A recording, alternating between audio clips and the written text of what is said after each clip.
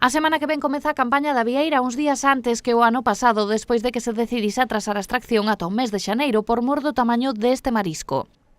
Hai uns días fixos un análisis para controlar nas diferentes zonas da ría cal era a situación. O Intecmar dou luz verde a recollida das vieiras en Arousa, por iso os pescadores poderán sair a faenar a partir do vindeiro 10 de decembro e que este molusco estará a tempo nas mesas durante as festas de Nadal.